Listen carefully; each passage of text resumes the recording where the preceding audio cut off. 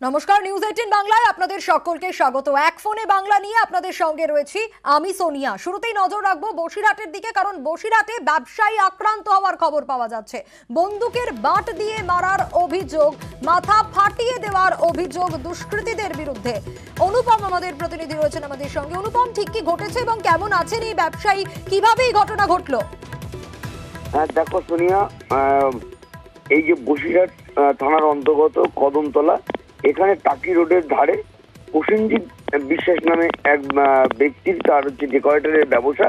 সে গতকাল রাতে, একটু গভীর রাতে, সে দোকান বন্ধ করে বাড়ি ফিরছিল। বাড়ি ফিরবে বলে দোকান বন্ধ করেছে, ঠিক সেই সময় তিনজন দুষ্কৃতী সশস্ত্র অবস্থায় এসে তার উপরে আক্রমণ করে।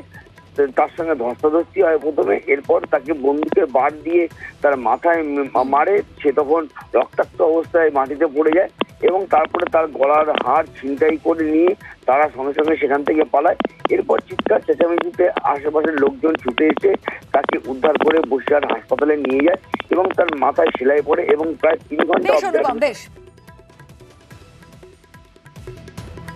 আমার ভাই দোকানে ছিল, সবে শাটার নামাতে যাবে, সেই সময় 3টে ছেলে এসে ওর পিছন দিক দিয়ে কাঁটাটা উঁচু করে বাইরে যেই বেরিয়ে আছে ওর গায়ে মেশিন ধরেই ওর 3জন ছিল ধস্তাধস্তি হয়েছে। লাস্টে ওর বন্দুকের বাঁট দিয়ে মাথায় মারলে লুটিয়ে পড়ে, ওর কলার থেকে সোনার চেনটা বেরিয়ে চলে। আর এবার নজর রাখবো ফের নিয়োগ বাতিলের হুঁশিয়ারি কলকাতা হাইকোর্টের বিচারপতির। প্রায় 59,500 জন প্রাথমিক শিক্ষকের চাকরি বাতিলের হুঁশিয়ারি বিচারপতি রাজাশেখর মান্থার। এর পাশাপাশি নতুন নিয়োগের নির্দেশও দিয়েছেন বিচারপতি মান্থা। আর এরই মাঝে ফের নিয়োগ দুর্নীতির অভিযোগ। এবার জিটিএ এলাকায় পরীক্ষা ছাড়াই শিক্ষক নিয়োগের অভিযোগ। সিবিআইকে অনুসন্ধানের নির্দেশ দিয়েছে কলকাতা হাইকোর্ট।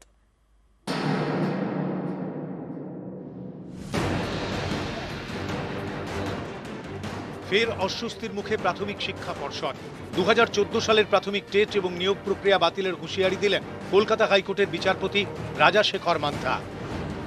2014 সালের টেটে 2016 এবং 2020 সালে নিয়োগ হয়। প্রায় 59,500 জন প্রাথমিক শিক্ষকের চাকরি পান। এই নিয়োগে দুর্নীতির অভিযোগ ওঠে। তদন্ত করছে সিবিআই। টেটের ওএমআর সিট জালিয়াতির অভিযোগ উঠেছে। মঙ্গলবার এই মামলার শুনানিতে বিচারপতি মান্থা বলেন, আসল ওএমআর সিট চিহ্নিত করা না গেলে পুরো টেট এবং নিয়োগ প্রক্রিয়া বাতিল করে দিতে আদালত বাধ্য হবে। একই সঙ্গে তিনি নির্দেশ দেন ওএমআর শিটের আসল তথ্য খুঁজে বের করতে হবে সিবিআইকে। ডিজিটাল ফুটপ্রিন্ট কোথায় রয়েছে তার সন্ধান করতে শুরু করুক কেন্দ্রীয় তদন্তকারী সংস্থা। আগামী মঙ্গলবারের মধ্যে অতিরিক্ত রিপোর্ট দিয়ে সংক্ষেপে স্পষ্ট করে জানাতে হবে কিভাবে কোথায় দুর্নীতি হয়েছে। একদিকে চাকরি বাতিলের হুঁশিয়ারি, আরেকদিকে এদিনই নতুন নিয়োগের নির্দেশ বিচারপতি মান্থার, সেটাও প্রাথমিকে। নিয়োগ হতে চলেছে প্রায় 400 চাকরি প্রার্থীর। হাওড়া জেলার প্রাথমিক শিক্ষা সংসদ এখনই চাকরি দেবে 151 জনকে। বাকিদের নিয়োগের জন্য রাজ্য সরকার পদ তৈরি করবে। 3 মাসের মধ্যে এই নিয়োগ করতে হবে, নির্দেশ বিচারপতি মান্থার। হাওড়া ডিপিএসসির পক্ষ থেকে যিনি আইনজীবী ছিলেন তিনি জানিয়েছেন যে 151টি পদে অলরেডি ভ্যাকেন্ট আছে, সেই পদে ইমিডিয়েটলি তারা অ্যাপয়েন্টমেন্ট দিতে পারবেন। বাকি পদগুলো যখন আসবে টাইম টু টাইম সেই অনুযায়ী তারা অ্যাপয়েন্টমেন্ট দিতে পারবেন। মহামান্য বিচারপতি এই নির্দেশও দিয়েছেন আগামী 3 মাসের মধ্যে এই নিয়োগ প্রক্রিয়া সম্পন্ন করতে। স্কুলে নিয়োগে দুর্নীতির ভুরি ভুরি অভিযোগ উঠেছে, তদন্ত করছে কেন্দ্রীয় সংস্থা। এরই মাঝে এবার শিক্ষক নিয়োগে দুর্নীতির অভিযোগ উঠল পাহাড়ে, জিটিএ এলাকায়। অভিযোগ 2017 সাল থেকে পাহাড়ে শিক্ষক নিয়োগে ব্যাপক কারচুপি হয়। কোনো রকম পরীক্ষা ছাড়াই 1053 জনকে নিয়োগ করা হয়। অভিযোগ, তৎকালীন জিটিএ কর্তা বিনয় তামাং যে নামের তালিকা দেন তাঁরাই চাকরি পান। এই অভিযোগ জমা পড়ে কলকাতা হাইকোর্টে। ছদ্মনামে একজন চিঠি লিখে এই অভিযোগ জানান। চিঠিতে লেখা এই সব অভিযোগের কতটা ভিত্তি রয়েছে তা দেখতে সিবিআইকে প্রাথমিক অনুসন্ধানের নির্দেশ দিয়েছেন বিচারপতি বিশ্বজিৎ বসু। এই যে দুর্নীতি, এই দুর্নীতির নিয়োগে সিবিআইকে নির্দেশ দিয়েছে যে একটা এনকোয়ারি করতে হবে এবং এই এনকোয়ারি করে 15 দিন পরে হাইকোর্টে তারা রিপোর্ট দাখিল করবে। ऑनरेबल हाईकोर्ट कलकत्ता हाईकोर्ट ने जीटीए में टीचर्स रिक्रूटमेंट के सब्जेक्ट मैटर में सीबीआई को जांच करने के लिए जो आदेश दिया, मैं एक्स चेयरमैन जीटीए होने के नाते मैं वेलकम करता हूं। নিউজ 18 বাংলা। দুই বিল্ডিং এর ফায়ার এক্সিট, আগুন লাগলে এই পথ দিয়েই বেরিয়ে প্রাণে বাঁচা যাবে, সেখানেই বেআইনি নির্মাণ, সেটাও আবার বড় বাজারের মতো ঘিঞ্জি এলাকায়। এই নিয়েই নিউজ 18 বাংলা খোঁজ খবর শুরু করতেই তৎপর কলকাতা পুরসভা। বেআইনি নির্মাণ বন্ধে তারা নোটিশও পাঠিয়েছে। দুই বিল্ডিং এর মাঝে ফায়ার এক্সিট, আগুন লাগলে এটাই বেরোনোর পথ, সেখানেই চলছে বেআইনি নির্মাণ। বড়বাজারের ঘিঞ্জি এলাকা, সেখানেই এরকম বেআইনি নির্মাণ, তাও আবার ফায়ার এক্সিটে। যে কোনো মুহূর্তে বড় সড় বিপদের আশঙ্কা। বিষয়টি নজরে আসতেই খোঁজ খবর শুরু করে নিউজ 18 বাংলা। তারপরেই নড়ে চড়ে বসে কলকাতা পুরসভা। বেআইনি নির্মাণ বন্ধে তারা নোটিশ পাঠিয়েছে বাড়ির মালিককে। বড়বাজারে কলকাতা পুরসভার ৪৫ নম্বর ওয়ার্ডে এভাবেই টিনের বেড়া দিয়ে, অর্থাৎ যে ফায়ার এক্সিট সেটা বন্ধ করে দেওয়া হয়েছে। আর এখানেই বহুতল রয়েছে, বেশ কয়েকটি বহুতল রয়েছে এর পেছনেও। আর এই পুরো ফায়ার এক্সিট এখানেই যে নির্মাণ হয়েছে সেটাই বেআইনিভাবে করা হয়েছে বলে অভিযোগ। বেআইনি কাজ লুকোতে টিন দিয়ে জায়গাটি ঘিরে ফেলা হয়েছে। নির্মাণ কাজের জায়গায় ক্যামেরাও বসানো হয়েছে। বেআইনি নির্মাণের দিকে কার কার নজর পড়ছে তার উপরে নজরদারি চালানোর চেষ্টা, তাই এই সিসি ক্যামেরা। কলকাতার বড় বাজার রাজ্যের সব থেকে বড় পাইকারি বাজার, রোজ কোটি কোটি টাকার কারবার। এখানে জায়গার দাম আকাশে ছোঁয়া, সেখানে এরকম বেআইনি নির্মাণ। দুই বহুতলের ফায়ার এক্সিট দখল করে তৈরি করা হচ্ছে দোকান।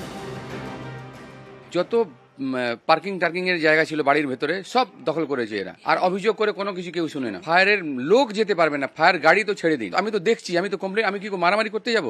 ওখানে 1000-2000 লোক একটা হয়ে যাবে। 1 লক্ষ টাকা মিনিমাম স্কোয়ার ফুট, ওখানে জায়গায় পাওয়া যায় না। গত মাসে গার্ডেন ব্রিজে ভেঙে পড়ে নির্মীয়মান বহুতল, অনেকের প্রাণ যায়। পুরো আইনকে বুড়ো আঙুল দেখিয়ে ওই বহুতল নির্মাণ হচ্ছিল। এবার বড় বাজারে বেআইনি নির্মাণ। স্থানীয়দের অনেকেরই অভিযোগ এর পিছনে পুরসভার ইঞ্জিনিয়ারদের একাংশের মদত রয়েছে। পুরসভায় ইঞ্জিনিয়ার আসার পর যদি উপর লেভেলের মানুষরা, যারা নেতারা আছে বা আরো পদাধিকারীরা, তারা যদি সেট থাকে, নিচে অধিকারী কি করবে? অসহায় আমরা।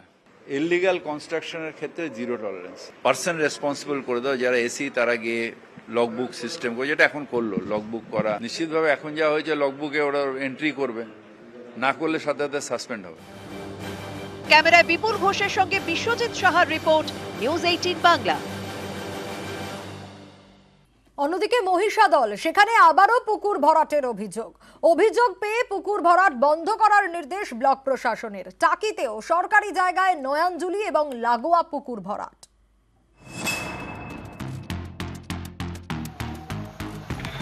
পূর্ব মেদিনীপুরের মহিষাদল, এখানে আবারও পুকুর ভরাট। হলদিয়া মেচেদা রাজ্য সড়ক লাগোয়া মহিষাদল সিনেমা মোড়, এখানেই রয়েছে একটি পুকুর, সেটাই মাটি ফেলে প্রায় ভরাট করে দেওয়া হয়েছে। এখানে পুকুর ভরাট রাতের অন্ধকারে চলেই যাচ্ছে এবং রাত্রেবেলা অনেক লরি এখানে প্রায় পাস করে, এবং এই পুকুর ভরাটের জন্য আজকে পরিবেশের ভারসাম্য রক্ষা থেকে বিরত হচ্ছে। পুকুর ভরাটের বিরুদ্ধে সরব স্থানীয়রা, অভিযোগ পৌঁছয় মহিষাদলের বিডিওর কাছে। তারপরই পদক্ষেপ, তদন্তের নির্দেশ দেন মহিষাদলের বিডিও। পুকুর ভরাট বন্ধ করতে বলেন বিএলআরও। বিএলআর অফিসকে জানানো হয়েছে এবং বিএলআর সঙ্গে সঙ্গে পদক্ষেপ নিয়েছে, তারা ব্যবস্থা নিয়েছে, তার এগেইনস্টে স্টেপও নিয়েছে। তাদেরকে বলা হয়েছে রেস্টোরেশন করার জন্য, নির্দিষ্ট টাইমও দেওয়া হয়েছে, রেস্টোরেশন করবে। যদি না করে তাদের আইনত ব্যবস্থাও নেবে।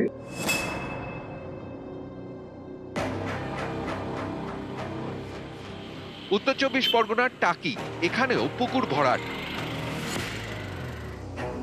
টাকি পুরসভার 11 নম্বর ওয়ার্ড, এখান দিয়ে গিয়েছে টাকি রোড। রাস্তার পাশে সরকারি জায়গায় নয়াঞ্জলি, তারপরই পুকুর আর জমি। সম্প্রতি এই পুকুর আর জমি কেনেন সুমন দালাল নামে এক ব্যক্তি।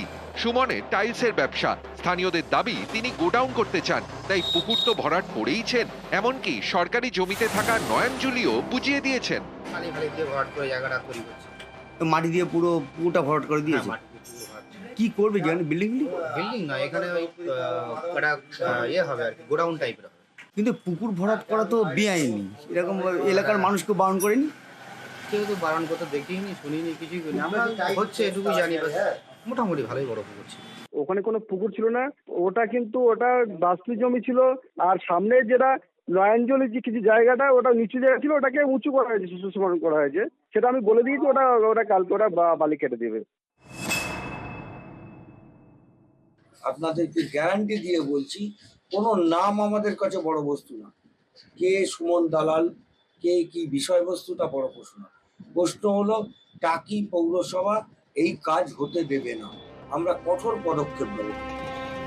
পূর্ব মেদিনীপুর থেকে ক্যামেরায় সন্দীপ গুড়িয়ার সঙ্গে সুজিত ভৌমিক এবং উত্তর 24 পরগনা থেকে অনুপম সাহা, নিউজ 18 বাংলা।